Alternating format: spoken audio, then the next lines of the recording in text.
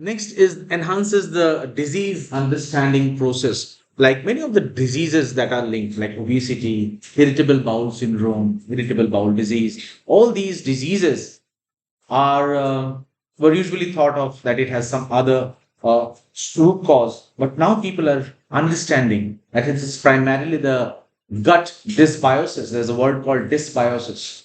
It is due to the dysbiosis that you find these problems. Next is antimicrobial resistance, resistance to antibiotics. Now, this is a very huge problem in today's world. The way we have, you see, whenever we get technology, we start misusing and perhaps abusing, right? When we got Facebook, and it was very good to connect with friends, and look what has happened to social media as per se, right? Basically, it is used for all negative purposes, rumor mongering, uh, politicizing anything that you think under the earth, and it connect बहुत कम use करते हो, right? So we are going back to where we started from, person to person contact, at least most of us. So antimicrobial resistance starts when we use antibiotics a lot. And one fun part about antibiotic is antimicrobial resistance आज की phenomenon नहीं है. It started almost 10 years, just 10 years after the discovery of penicillin.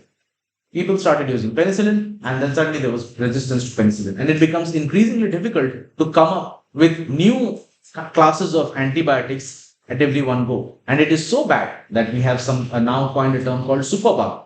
A superbug is a bug that is resistant, or a bacteria that is resistant to almost all known antimicrobials. And what happens when you get infected with such? You have a small cut, you get infected with the superbug, you move into sepsis, and you die. No amount of treatment can save you, because all drugs that supposedly saved us from that bacterial infection won't work. To track it, metagenomics is a very important tool.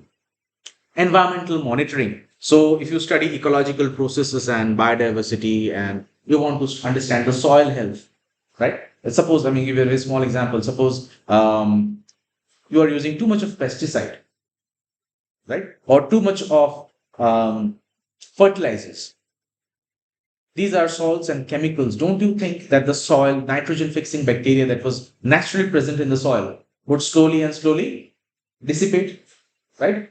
Then, just in a week or two, you would see that Delhi government starts blaming Haryana government, because Delhi and Punjab has the same government. They won't blame each other, but primarily it will go to Haryana, and then the other political parties will start jumping that parali jala rahe. This intensive heat that you produce when you burn something, won't it kill off the good bacteria that was essential for soil health? It will. So all these overall will impact the ecosystem, and metagenomics is the only tool that we know as of today that can help us dissect these differences. Biotechnological innovations. This is perhaps the most important part. I take a lot of interest in this. Is that often we run out of ideas, or we want for inspiration from the nature, right? Now, suppose I'm telling you, you get go to आपने भी dump yards देखे हैं जहाँ पे सारा शहर का कूड़ा जमा होता है, and in those dump yards the biggest problem is plastic, right? Now people are what they are doing around the world. They are going visiting these huge dump yards, and then they are taking samples from those plastic infested soil. And what they are finding bacteria that can actually metabolize, not all kinds, but maybe a bacteria that can metabolize polypropylene. Recently, a paper had come out. Also, even on the ocean floors, you have lots of plastics today. From the ocean floor, when you take up those sediments from those deep sea dives, what you can do is you can take up a lot of plastic eating microbes. And these can be used for bioremediation. Once you start understanding their genome, you can apply simple biotechnological tools, harvest this enzyme in huge quantities, maybe liters, kiloliters, and then spray it on the plastic that you want to degrade. and naturally the plastic would be degraded. This is one of the many uses. Apart from that, you can find multiple disease, multiple novel proteins that can fight diseases, that can act as cell cycle checkpoint inhibitors that can be used for cancer therapies. So the breadth of metagenomic studies are huge. And just a simple search on PubMed on Google Scholar will tell you how much this field has exploded with the advent of next gen sequencing. This field has literally exploded. Explosion, समझ रहे हो ना? एक moment में कुछ नहीं था, and suddenly in 2007 onwards, you see huge explosion of papers. Everybody is trying to understand the gut microbiome, the skin microbiome, the wastewater microbiome, because it helps us understanding the systems much better. And most importantly, tailored therapies or personalized medicine. We are all going towards this. When the Human Genome Project was, the first draft of the Human Genome was pointed out, there was a lot of science fiction movies where people will tell that कि आप doctor के office में जाते हो, doctor takes a small swab from your cheek and then they sequence their genome. They can predict, okay, आपको 30 की उम्र में ये बीमारी हो सकती है, at 40 you will have this, at 60 you will have this, and then they somehow genetically modify you with stem cells and stuff, and you become almost immortal. Later on, we realize that genome acts at multiple levels. We have the epigenome, we have microRNA, we have the post-translational impact of proteins. So it's not that very simple. But what now, with understanding the gut microbiota, again, one part of it, we have started making tailored therapies. There are therapies like fecal microbial transplant, FMTs, where you take fecal matter from a healthy donor and implant it in the large intestine of the recipient. And due to this implantation, you of bacteria that are good, that gut dysbiosis of that person, this goes away. And there are many ways where you are asked to take probiotics, right? अभी हम लोग बचपन से दही खाते हैं, and suddenly somebody from US and Europe came in and told us that okay, dahi is actually good for health. And then you have a huge spike in consumption of yogurt, right? And now you have probiotic yogurt, but yogurt by nature is probiotic. Okay, so all these systems are have emerged because we understand metagenomics. So the lecture would be brief. I just wanted you all to understand why we are studying this. So this lecture has three parts. The first is methods of metagenomic data collection and genomic analysis. Section 2 would be applications in healthcare, environmental science and industry. And then what are the future challenges? So it's a very short lecture. I won't disturb you, from your learning process and the hands-on process. So the first part is metagenomic data collections. How do you collect data and how do you do it? So it starts with sample. Right? For any experiment, will start with a model system. So our model system or sample is usually any community that is rich in microbes, and that can be soil, that can be water. This water can be river water, sea water, wastewater, any sort of water. Human body. Our human body contains billions of microbes, and we can take that, and we so usually what I say, usually we would go for cultivating it, right? We'll go for culturing it. In metagenomics, we don't culture. We directly analyze the genetic material of all organisms, right? So this is the difference, primary difference. We are not focusing ourselves कि हम सिर्फ एक bacteria का genome sequencing करेंगे. Here we try to identify all the organisms present, and I will tell you how we do that. So it's not about the genome of each animal, it's about how many animals are present, or not animals, right? Organisms are present. And key environments are like, suppose you are collecting from the ocean floor, right? You are taking from extreme environments like deep sea vents. To understand what is a deep sea vent, under the ocean floor, there are small volcanic eruptions going on. And so from those geothermal events, there you would find organisms which do not rely, it's completely dark, so they don't rely on photothermal photosynthesis. They kind of mimic the environment that was present at the very beginning of Earth when we talk of this primordial soup. Then we take samples from gut, skin, respiratory system, and all other body sites. So the multiple body sites, people are also now looking at the microbiome of the placenta, right? Although This is a very, I would say, later on, very recent study. There was a huge group that was working on microbiome of placenta.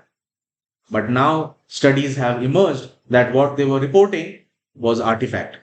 And why? I will come to it. So one of the biggest problem is sample integrity. Suppose you are taking a soil sample just outside this building, right? And you are digging up the soil sample and you are using your own hands, bare hands, to collect the soil and putting it in the sample jar. Are we contaminating the soil?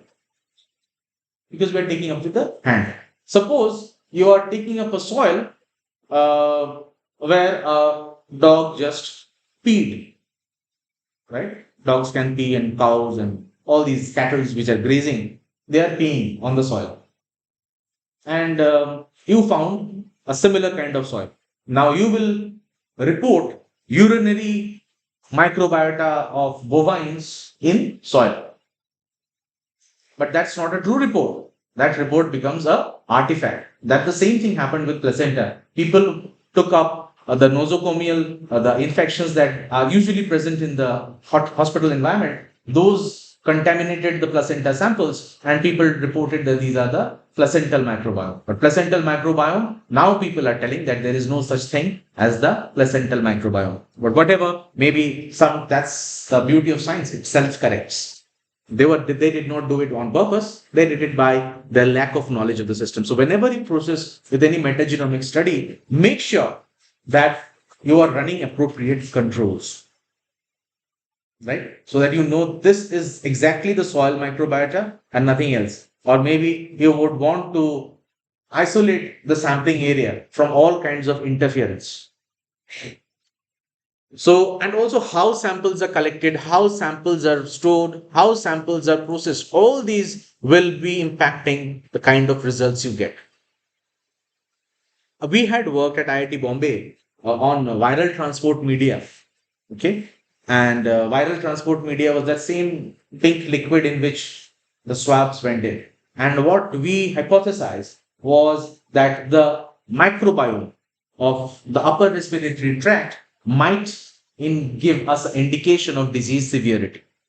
Okay. So जितने भी लोगों को हम लोगों ने VTM लिए, we started working and we progressed a lot. But then what we realized, the data was very noisy. Why was the data noisy? Because the data was collected by not very trained people, right? Covid के समय तो हर कोई doctor बन गया था. So जिसको नौकरी मिली वो चला गया. Maybe they were handling the swab before putting it. The swabs were not properly sterilized. The VTM, the viral transport media, used to remain outside. You expose it to the air.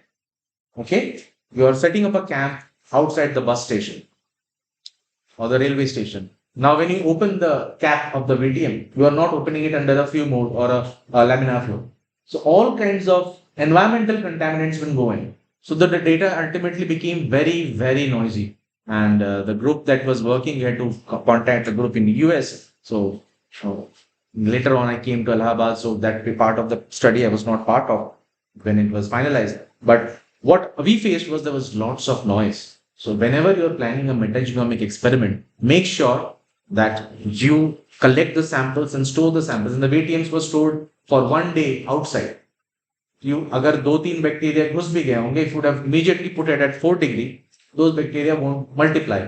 But at 37 degrees Celsius, आपका lab का bacteria हो सकता है मर जाए, but these wild types, they are very robust. They will grow even at 25.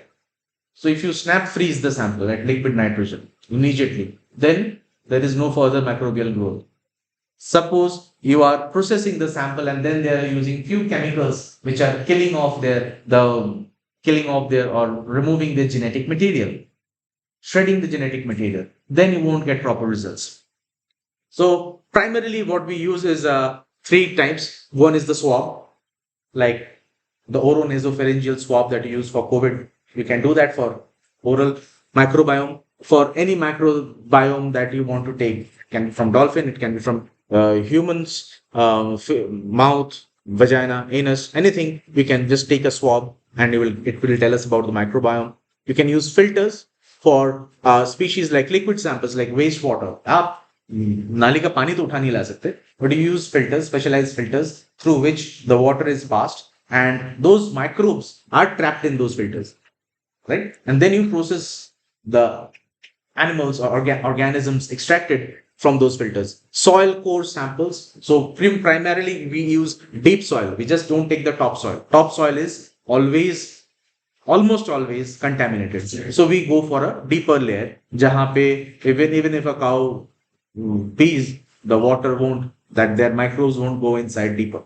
And it's very important for people who are trying to understand forest ecosystems, how fungal hyphae connect between the forest. So there are very good studies regarding this. And the DNA extraction process. So you take the raw sample. From that raw sample, you do a lot of washing, you end up with the bacterial suspension, and then you use generic DNA extraction kits to extract the entire DNA. See, DNA extraction kits by nature will extract all nucleic acids, right? Even the RNA it will extract because they do not distinguish biochemically that okay, ये bacterial DNA है, ये fungal DNA है. All those layers we have put in for a kit is just deoxyribonucleic acid. So you take up. So there are multiple ways of doing it. There are very good papers. It depends on the type of experiment you want to set in. That will have its definite protocol. Try to follow those established protocols. Then there are two ways of doing it. One is the shotgun metagenomic sequencing. So what it does is it's a very untargeted approach. You want to know this sample में क्या क्या है, right? And this is irrespective of the entire microbial community. You want to know about fungi, you want to know about bacteria, you want to know about viruses and whatnot. So what you will do is you will do a shotgun approach of sequencing where you will generate very short reads of the sequences. Next is the 16S RNA gene sequencing. This is a very targeted approach because now you will use 16S ribosomal RNA primers, and it is commonly used when you want to study a specific type of species, right? You want to understand only the bacterial community. You are not bothered about the fungi. Then you will use the 16S RNA. It is less comprehensive, of course, because now you are not taking up all organisms together, but also it is more cost effective. And if you are working on just bacterial, suppose you're working on antimicrobial resistance, you don't need to understand what a fungi does, right? Again, depending on the experimental situation, I will just show you a paper what shows. So this is the targeted 16S RNA, and next is the metagenome sequencing. And what you see is here you get 16S reads depending on the copy number. So it gives, so the point is A by 16S RNA, it shows the taxonomic profiling. Okay. P shows the whole metagenome shotgun sequences, and just read the last line. It may cause bias because variations in the genome size. Now, since it's a shotgun sequence, if genome of some organism is larger, it is more likely to be detected. So if you have a very diverse community, and so usually depending again what kind of experiments you want to do. Suppose you can do first a very untargeted approach. वहां से आपको कुछ species मिले कि ये 50 species हैं, right? Now you go back to your literature and you see what are, if you have found any novel species. Once you find that novel species, you would want to do a 16S RNA based sequencing of that species. So that's the important part. Next is the data complexity. So one biggest problem of any omics is the data complexity. What we generate is biological big data in terms of terabytes, and they are very complex. And we have specialized bioinformatics tools. A good way of surviving in the next in biological research for the next few decades would be to learn coding. So my suggestion to all of you young people, हम लोगों से तो नहीं होगा, हम लोग बुढ़ा चुके हैं, हम कुछ ज्यादा सीख नहीं पाएंगे. But for all of you, please try to learn few basic coding languages, Python and R, right? R for Raipur is the simple R. Python and R are very good because most of these bioinformatic tools do not have what you call the graphic user interface. Usually we bioinformatics हम लोग सोचते हैं तो हम लोग blast पे जाके रुक जाते हैं. NCBI blast and primer designing, and we think we are bioinformaticians.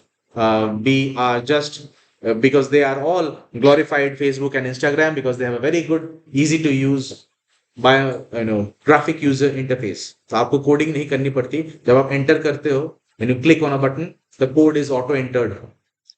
But if you really want to play with your data, if you want to know more, extract more from your data, you would have to use specific tools. And those specific tools are written in a program environment called Python and R. And you would see lots of noise regarding machine learning and artificial intelligence. So if you want to use machine learning, you have to learn Python and R, because most of the codes that are there are present in machine learning. So ये सारे R और Python के environment में हैं, and you don't want to fret in today's date. There are many good tools like Gemini and ChatGPT which can help you with the coding, right? So थोड़ा सा आप YouTube पे काफी सारे tutorials है, the basics of R. Try to understand the basic syntax, कौन सा आपको सॉफ्टवेयर environment डाउनलोड करना है. Once you download that, then you can open a window on ChatGPT, write a simple language prompt that I want to do this, I want to do this. And then you have GitHub. GitHub has lots of libraries of scripts. आपको खुद script बनाना भी नहीं है, आपको बस copy pasting सीखना है. I think most of you are very smart in that. A look into your assignments will reveal that most of it is copy pasted. So all you have to do is take data from repositories, or another good part of using bioinformatics is sometimes you don't have to even run a lab. आप घर बैठो, most of these data are open access, right? Recently, a friend of mine, Deepak Modi from NI, so NIRRCH, Mumbai, he published a paper, and you know what he did? He just took the microbiome data of amniotic fluid. और again that is one area. वहां पे problem क्या आता है placenta and amniotic fluid में is that we get a lot of noise from the vaginal माइक्रोबाइम.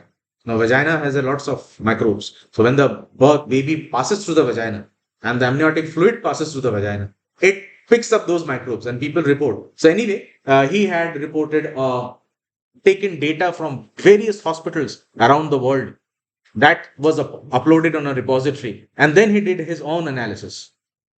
Four impact factor में paper आ गया. What he did? Did he spend any rupee on buying any chemicals? No. Did he spend any rupee on buying any software? No. R and Python पे softwares जितने भी होते हैं, most of it, if not all, is free. All you need is brain and a bit of hard work and lots of grit. क्योंकि हम लोग biology से हैं, हम लोग बहुत डर जाते हैं, अरे कोडिंग हमसे नहीं होगा, हम तो नहीं कर पाएंगे. Don't tell yourself that. You have some positive speak that अगर वो लोग कर सकते हैं, I can do. And have some friends, learn, pick up few techniques, have some good collaborators. You can have papers without spending a single penny.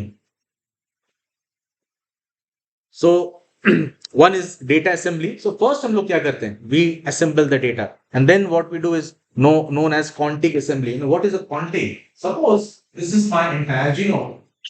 Now most shotgun sequences will not give us the entire read in one go. So it will give one read here, another read here, another read here, another read here, another read here, another read here, another read here, another read here. Maybe some read between this, between this, between this. So you get small fragments. Now you do a quantic assembly. Now you see there is lots of overlap. And now you don't have to do it. All you need to do is put it in the software. The software will give us the longer read. So the first is data assembly or sequence assembly, where we do a quantic assembly and help to reconstruct the fragmented data.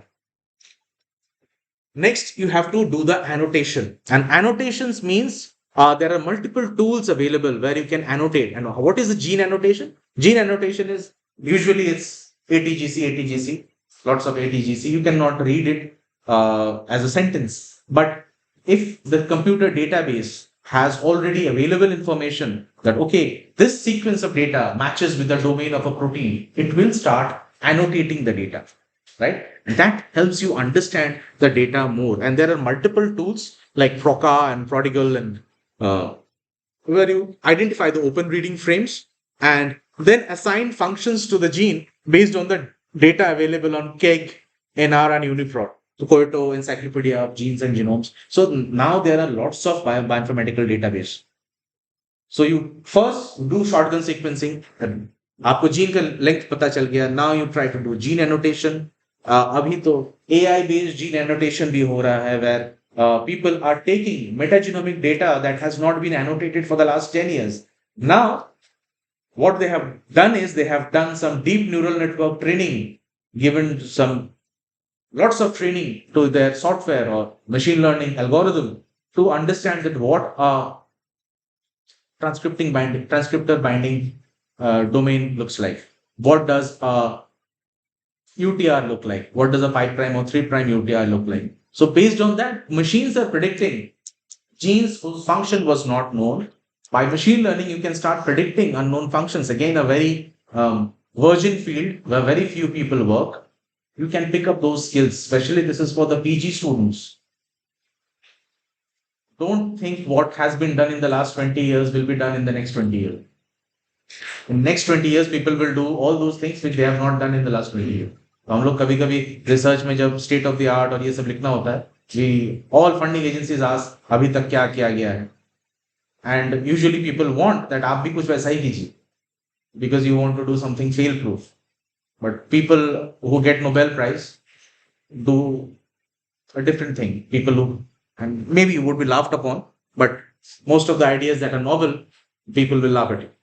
So think of those things which you can do.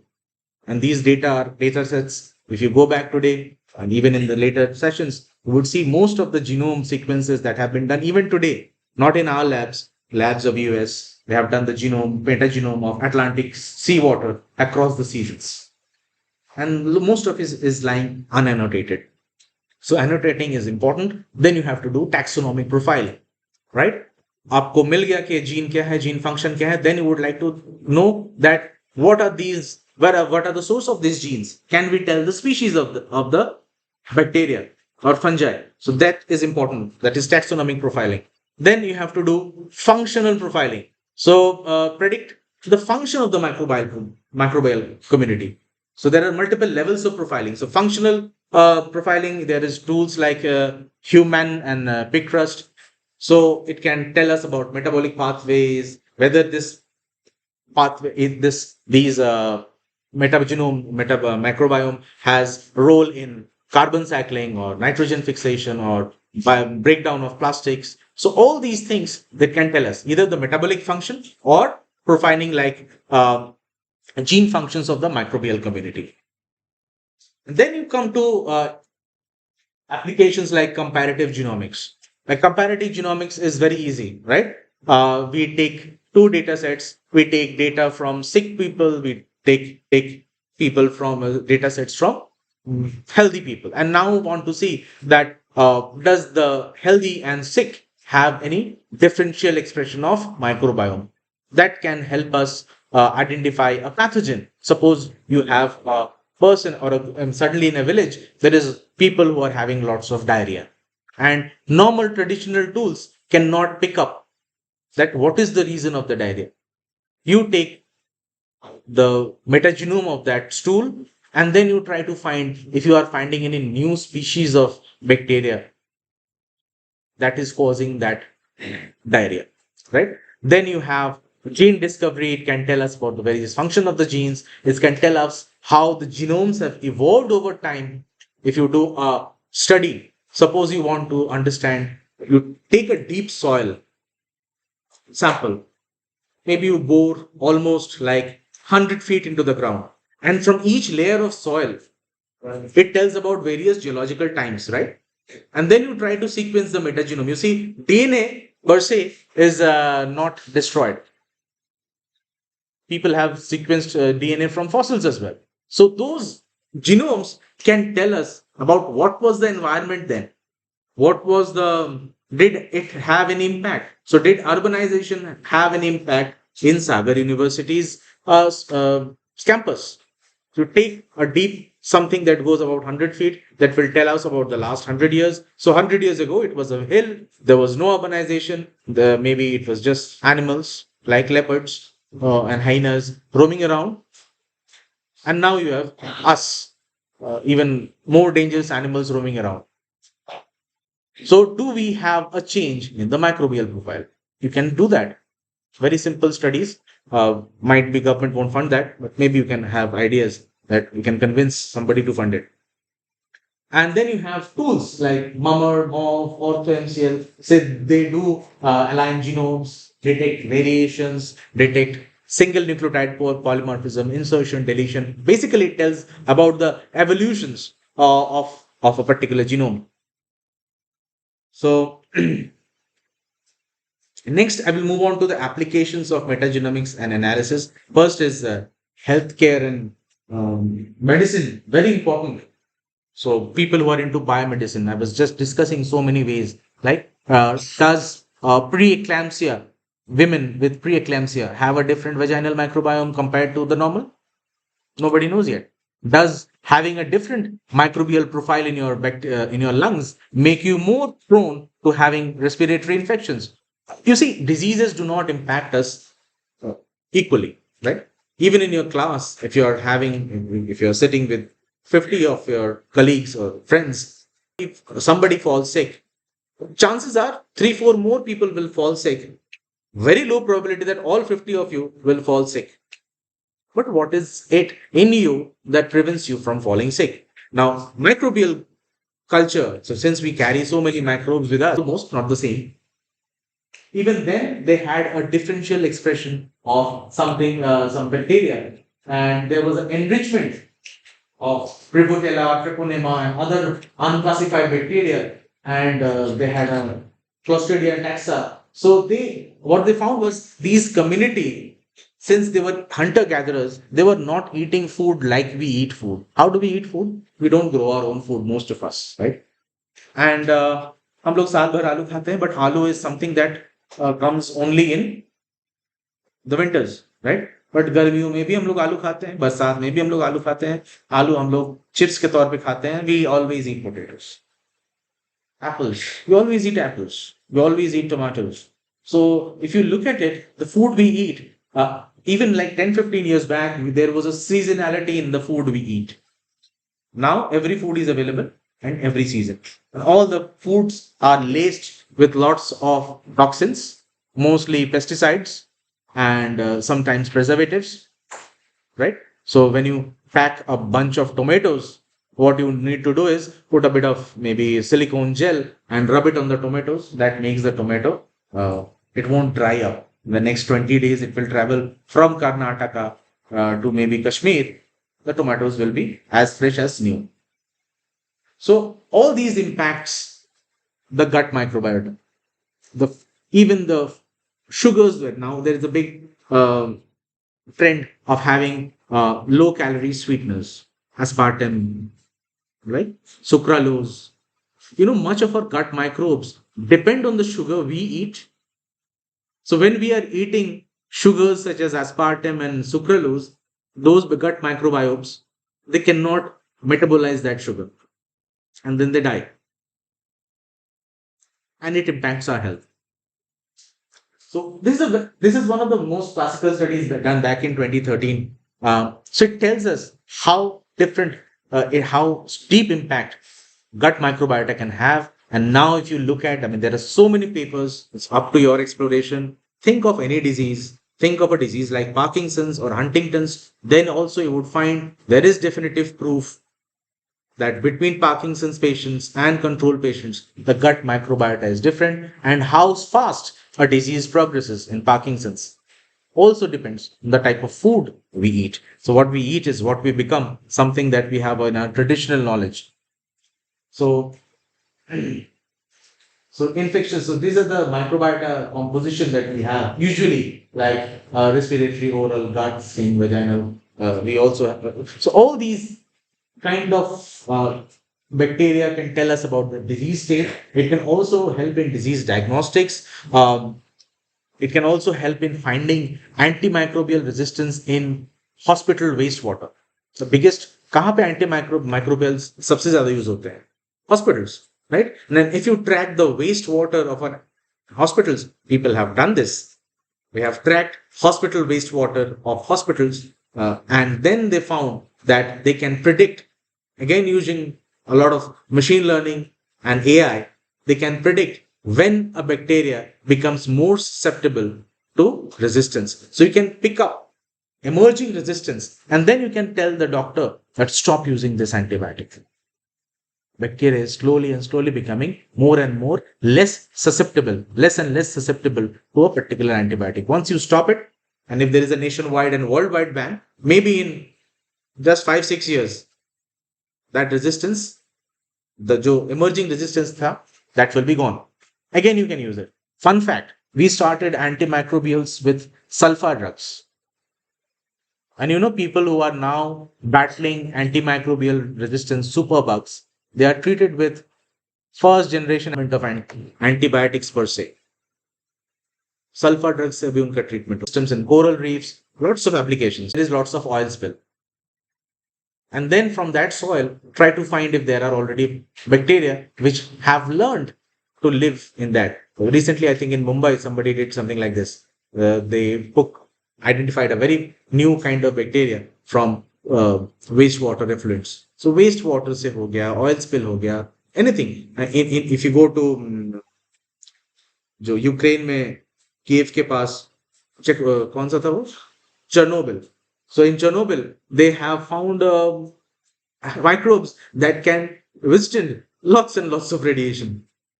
So that's how nature acts. We are all doing discoveries, not inventions in life sciences. So you can discover new kinds of microbes, and that can be again used from the take point of view of biotechnology to apply to for better. So synthetic biology, treasure troves of enzymes, biochemicals, and natural products with industrial potential. Then you have development of biofuels, pharmaceuticals, maybe special kinds of foods, breaking enzymes that can help break down complex carbohydrate, lipids, or other compounds. So all these things we can glean information from the metagenomic data.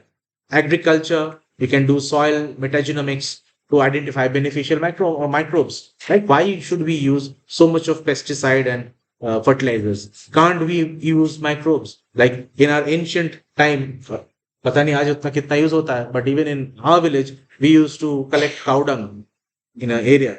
And just before agricultural season, we would put in lots of cow dung, and this cow dung was lying there. People have used vermicompost. Now, these are all ways where we enhance the microbial activity in the soil, right? What is gobar? I can say it's a gut microbe culture from the cow. It has so many gut microbes, it can break down cellulose into much, much finer nutrients. Much of the short chain fatty acids that we gather from our food is due to the microbes. Now, if you have deficiency of short chain fatty acids, it will be bad for us. Precision agriculture. So, from precision medicine, we can do precision agriculture by manipulating the soil microbiome. We know that for this plant, we know these specific bacterial species are important. Now we grow that bacterial species in the lab, and instead of having fertilizer being sprayed, we put those bacterial species in the soil and allow that soil to get enriched in that particular bacterial species. Immediately, our growth, even without the use of any chemicals, goes up. So, what are the challenges? So अभी तक तो ये सारे opportunities हैं. The challenges है, suppose the biggest challenge is data complexity. Now, with time, we are developing more and more computational power, right? When the Apollo landings happened on the moon, the computer that they had was far, far, far more weak than the smartphone computer that you're having in your pocket, right? Everybody's smart is having a smartphone, and this smartphone can do communication via video call, via audio call. You can write emails, you can install multiple kinds of games and applications, and everything is being done by a very small chip. So this innovation has helped biology as well. So huge data sets require significant computational power, and the more and more computational power that we are having in today's time will help us understand the metagenome much better. Incomplete genome, shotgun metagenomics always gives us how does it happen is suppose there is no overlap in this region, right? For some reason, this part was never, now you have an incomplete genome. A good way of of solving this problem would be again deep learning. So you develop a machine learning algorithm that tells that, okay, if this is the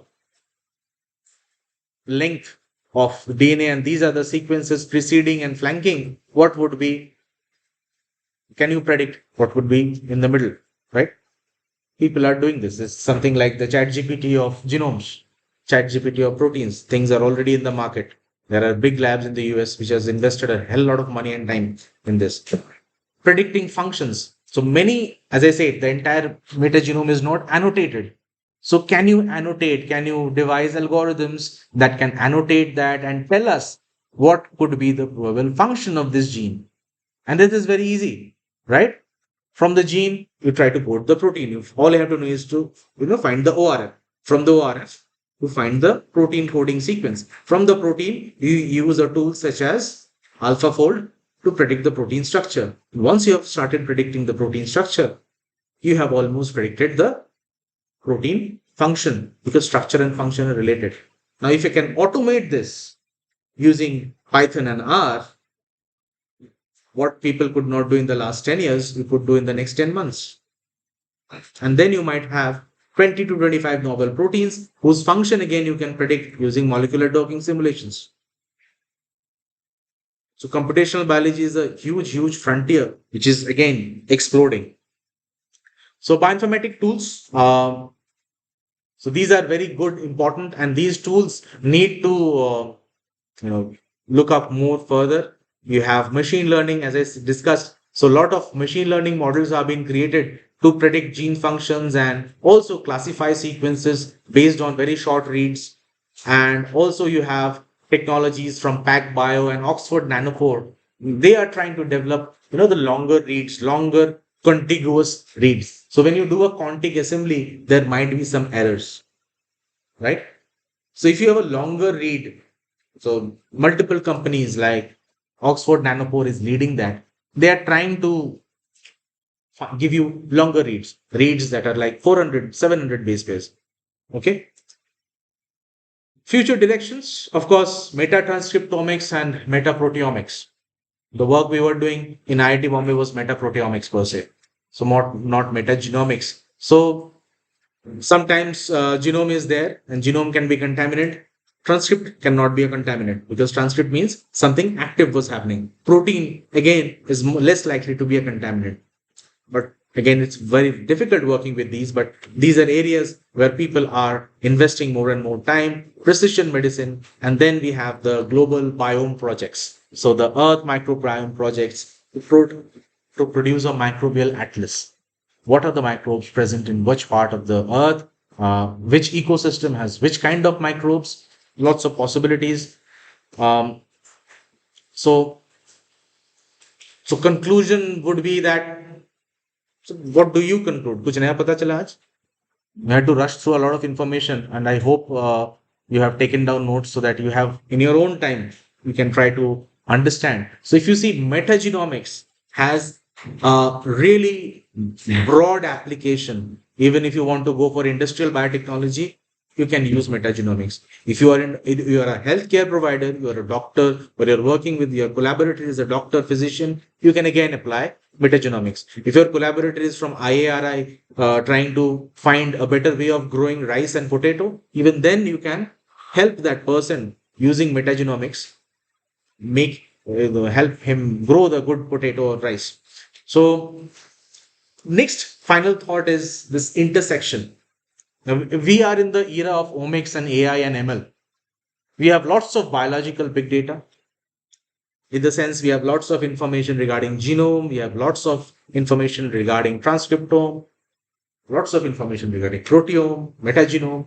But the biggest challenge I feel is how you weave all this together. Can I take the microbial status, microbial profile of my gut, and then take the information from the proteome profile of my blood and then try to weave what's going on? How are these talking together? In fact, one part I missed out was metabolome. Most of these microbes, they act by producing small metabolites, and that is how they impact us. So you have the gut microbiome, you have the gut metabolome, and then you see how it is impacting the transcriptome of liver, right? Somebody is an alcoholic, he is getting liver cirrhosis.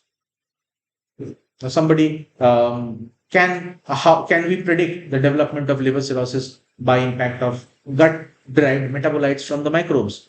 Lots of biological questions you can answer. It's open to your imagination. And as Einstein said, imagination is more important than knowledge. So whatever knowledge you have gained, now the rest of the day you would be doing into the techniques.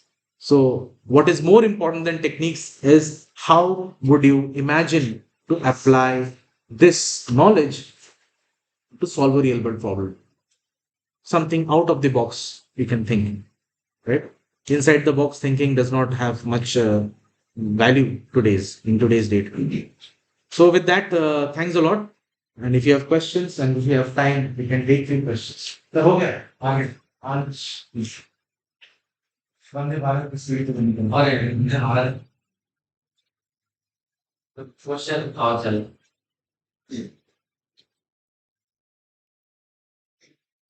मैं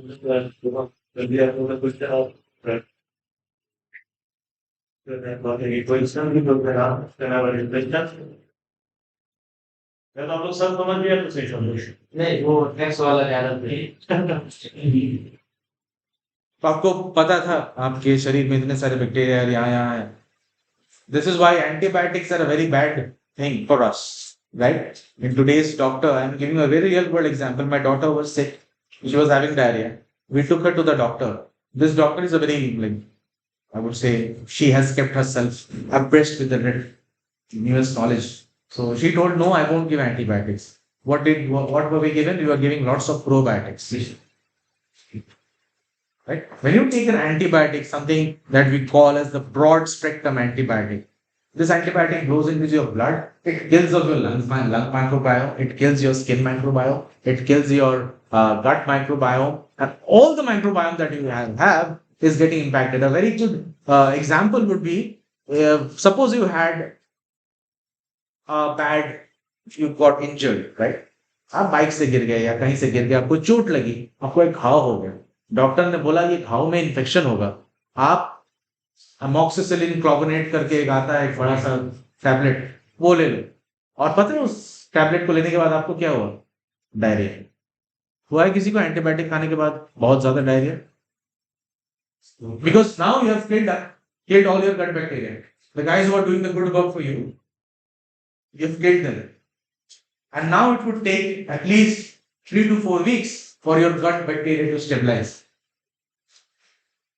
Then you eat lots of processed food, McDonald's burger or French fries and this and that. They're all processed food in the sense they're super processed. They have lots of preservatives, and those preservatives go inside your gut. Your bacteria cannot eat processed food, sadly, and then they die. And then you again have indigestion. So this is something that is you can actually observe. There are many things you cannot observe, like how good food alters your thought process. Look, go back to the Vedas. They told us that these are the foods that will keep you calm. These are the foods that will keep you anxious, right? And for every kind of profession, they would have different kinds of foods. And what they did basically, unknowingly perhaps or knowingly, we do not know because much of it was destroyed by Bhakti Arthurji. We could predict that they were actually altering the gut microbiome, and that gut microbiome had to alter your thought process. Maybe they knew what is gut microbiome, maybe they do not know, but actually we still have knowledge that food, what we eat, is what we become, right? So, and now with metagenomics, you can do lots of interesting studies. As I showed, it's just an overview. मैं कुछ किसी भी topic पे detail पे नहीं गया because एक तो टाइम नहीं है, ऊपर से आप पहले बेसिक्स को समझो. It's important now. फिर आपको एनजीएस में पता चलेगा क्या हो रहा है, 16 में स्विंग करते हैं, metagenomics करते हैं. All those things will come on later. So I suppose that there is an input from your side. है क्या बताओ तेज हो Metagenomics and transcriptomics. So see, metagenome, as I said, is metagenome means uh, all organisms that are present in a system, right? If I take a swab from this table, right? I take a swab from this table and I try to do a sequencing. So it will tell me इसमें 50 bacteria थे, 2 fungi थे, 3 4 viruses भी थे. Depends on the kind of systems you're using. Transcriptome is the number of actively produced transcript. तो यहाँ पे मैं सिर्फ transcripts को देख रहा हूँ, means RNA products को देख रहा हूँ. And this is very specific to an organism. So I can do RNA-seq of human liver, okay, or maybe of human saliva, whatever, from human oral swab. In human oral swab transcriptome, I will find only the genes that are being actively transcribed in my oral cavity. And these genes will come from which species? Homo sapiens. If I do the metagenomics of my oral swab, apart from human, it will identify which other species are present in my mouth. And we have lots of them. So this is the basic difference. Anyone else?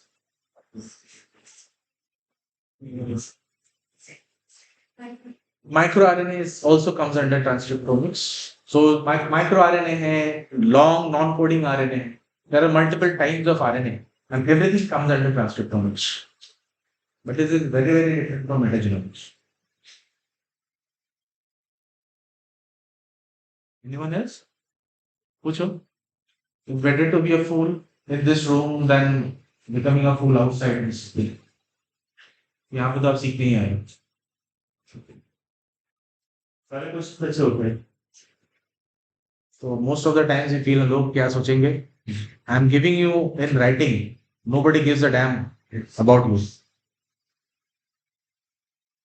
आप क्या कर रहे हो momentarily may be they will smile और laugh और giggle but the person who is giggling उसका भी हालत वही है उसे भी ज्यादा नहीं पता दैट्स द रीजन ही और शी गिगल और उसके बाद maybe 1 week later they will forget your name 1 year later they will forget you चेहरे भी सामने मिले थे क्या काकन so don't think much कि दुनिया क्या सोचेगी yes share this for God please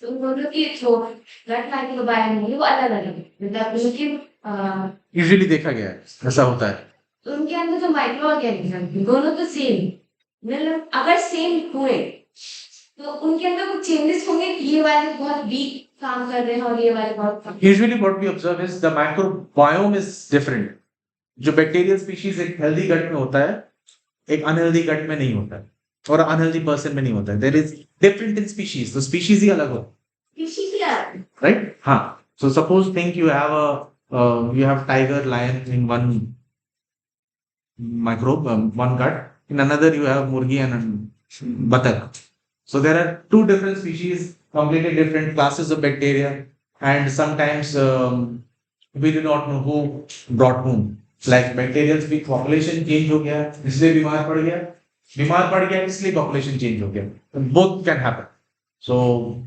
but usually it is extremely different species so if you go back to this study try to read this study it's a very interesting study and written very beautifully तो यहाँ पे आप देखोगे कि जो lifestyle है उससे आपका गट माइक्रोबायोम जो बैक्टीरियल है वो चेंज होता है if you sleep less your gut microbiome will change if you eat a specific kind of food if you eat very starchy food if you eat very sugary foods your gut microbes will change again that is not a very healthy microbial bacteria it will start producing inflammatory agents मेरा एक question है मेरा भी हो गया एक हम लोग प्रोजेक्ट कर रहे थे बिल्कुल मिश्रा है वहां से मेडिकल कॉलेज हम लोगों ने देखा कि एक फैमिली है 5 लोग हैं one is infected by TB other 4 are same environment and everything is safe and we suspect that whatever the resistance among them is coming the gut microbiome is also playing some we have lung microbiome as well we have brain microbiome भी तो microbiome ऐसा है Like Yeah, immunity भी कुछ provide करता yeah, it plays an immunity है. on. Is it right path to think कि gut microbiome को सोचना चाहिए, lung microbiome को सोचना You चाहिए? can also look into the lung microbiome मतलब because मेरे एक friend है, I'm not a TB expert, but a friend of mine, maybe he would know from biotech. 2015 में PhD में इसका हुआ biotech में. अच्छा मैं So, so I was discussing with him. So he told me that all of us carry a latent TB infection with us. All of us having the bacteria within lodged within our body. It's only when our immune system is compromised that bacteria वो पनपने लगता है. And the compromise can come at multiple levels. As I said, that's why we should have diverse food and we should go back to the way we used to live, like even 50 years back, even 20 years back, right? Eat seasonal food, eat homegrown food wherever possible. Don't eat super processed food. Anything, any food that comes directly out of the packet should be a big no. Anything that is deep fried should be minimal. इतना तो आप लोगों को पता ही होगा कि हम जितने लोग बैठे हैं सब फर्मेंटेशन की फैक्ट्री हैं all of you might knowing और आप लोग देखते हो कि जनरली हम जब स्ट्रेस में होते हैं तो फर्मेंटेशन का पैटर्न चेंज हो जाता है और उसके बाद गैस्ट्राइटिस एंड ऑल सबसे सफर करने लगते हैं तो बेसिकली चेंज तो वही हो रहा है माइक्रोबायोम लेवल पे चेंज हो रही है और माइक्रोबायोम लेवल पे चेंज हो रही है तो उसी हिसाब से फर्मेंटेशन पैटर्न चेंज हो रहा है Vagus, आउटपुट बाकी सभी लोग जानते हैं there is a vagus nerve that connects the brain with the intestine. And there is a huge crosstalk. There is a big, I mean, just look up gut brain axis on Google Scholar or PubMed. There are so many good papers on how the way you think impacts your gut microbiome. The way you think, as in if you're too much stressed, your cortisol level will go up, right? And that will impact the gut microbiome. Conversely, if you eat too much of salty food, too much of spicy foods, too much of sugary foods, your gut microbiota will change. The metabolites that are released in your blood will stop being released and your mood will change. You are more unlikely to get into depression. So mood disorders like depression are linked with gut microbiota. And just by altering the fooding pattern, there are randomized clinical trials when they have just changed their food and sleep wake pattern and they have reversed without the use of any medicines. Okay, So lots of opportunities are बहुत सारे चीजें हैं. So I suppose that there is no question. In fact, there is question, but I have to stop some at this time. And just as a token of appreciation, we have to felicitate just as a memory that he participated, as an expert in this workshop. So, Dr. Rajkumar, I invite you to the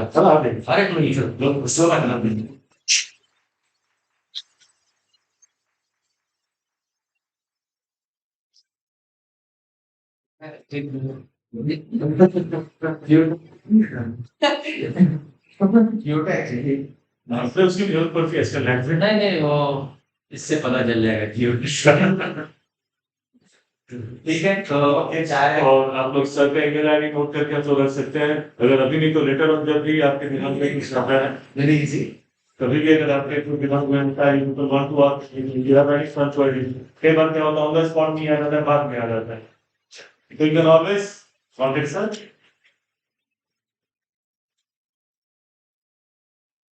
ARUD and ALLD. तो काफी लोग double A कर देते हैं. इस ALLD units.ac.in. ठीक है तो we'll have tea outside और just 5-10 मिनट बाद हम लोग I'm also there on LinkedIn. Can connect me on LinkedIn. और ऊपर सारी चीज सर्च कर लो तो मिल जाएगी. So let us find this people तो कल भी मेरा एक टॉक है, but just I will leave it in the कल हमारा भी जी है. Yes, I want to tell you a good part of social media. So I met Rajkumar sir on Orkut. Many of you know, perhaps were not born then or born by then. हम लोग centre हम लोग दूसरे लोगों का social media so we met and then I was searching, I was how to join PhD और मुझे नहीं पता था कि PhD में कैसे क्या होता है. I needed somebody who can help me. And we were roommates for almost like 2 years till I got married. So we have a very long association, and it's how wonderful the life, So particularly Dr. life takes. So Dr. Rahul refers to be my college junior, PhD junior. So we have a long relationship. And yes, the reason I wanted to name because you were same college as mine. So, And I got you, Dr. Sadam. We discussed with Dr. Kapi Acharya. She is assistant professor in VHU. So and she's from the same lab, but it is no stop. Yeah, and she's from the same place जहाँ पे हम पले बड़े. they have to be in the same school. Yeah, from the same. So my wife shares the same school with school के बाद college की मैंने उनको पकड़ लिया. My family had long relatives. Sir Sidhi sir तो 2 दिन से पूछ रहे थे कि डॉक्टर को कैसे जानते हैं क्लब है.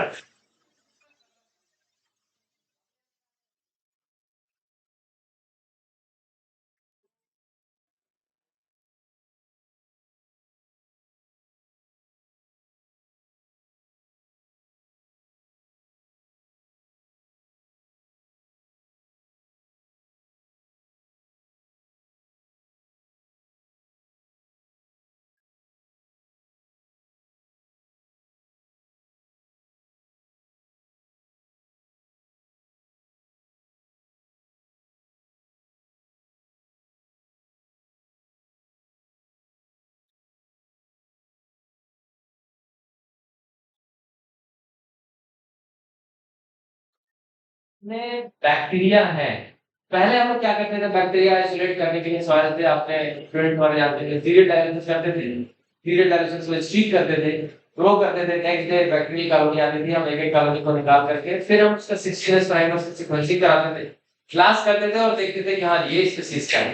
नाउ अब हम क्या करते हैं कि सॉइल सैंपल से ही डीएनए आइसोलेट कर लिया है। और अब उस soil में there are so many bacteria, so many maybe phytoplanktons also, maybe some kind of viruses also, I don't know, but they may be.